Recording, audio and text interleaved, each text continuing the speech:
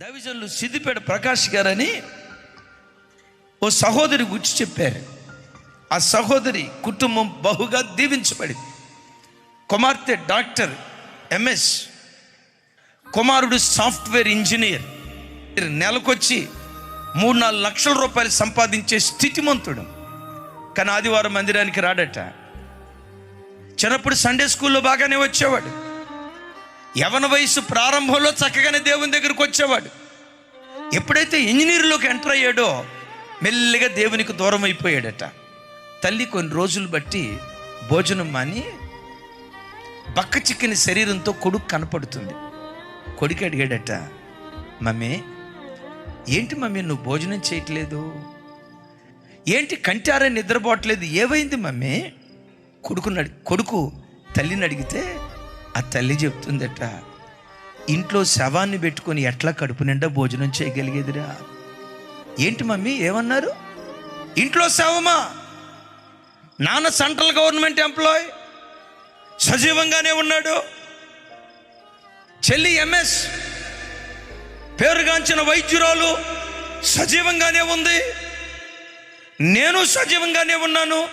ఏం మాట్లాడుతున్నారు మమ్మీ మీరు? ఎవరు మమ్మీ ఇంట్లో శవం? అపోస్తులైన పౌలు గారు అంటారు కదా, పాపము చేత అపరాధము చేత మీరు చచ్చిన వారై ఉండగా, పాపం చేసే ప్రతివాడు చచ్చినవాడు వాక్యం ఉంటుంది కదా, పాపం చేసే ప్రతివాడు చచ్చినవాడు అని వాక్యం ఉంటుంది కదా. ఆ చచ్చిన వాడివి నీవేరా బిడ్డ. త్రాగుబోతనానికి బానిస అయిపోయావా? దేవుని సన్నిధికి దూరం అయిపోయావా?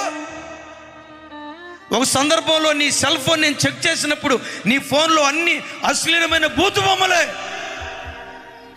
నా దృష్టిలో నువ్వు ఎవరివో తెలుసా? చచ్చినోడివిరా, చచ్చినోడివి. చచ్చిన నిన్ను ఇంట్లో పెట్టుకొని కడుపు నిండా ఎలా భోజనం చేసేదిరా?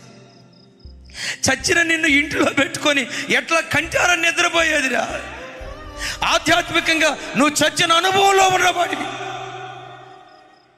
ఎప్పుడైతే తల్లి ఆ మాట అందో, కొడుకు అక్కడికక్కడే కుప్పలాగా కూలిపోయి తల్లి కాళ్ళు పట్టుకొని, అమ్మా నిజమే, నేను చచ్చినోనే, చచ్చిన నన్ను దేవుడు బ్రతికించినట్లుగా నా కొరకు ప్రార్థన చేయమ్మా.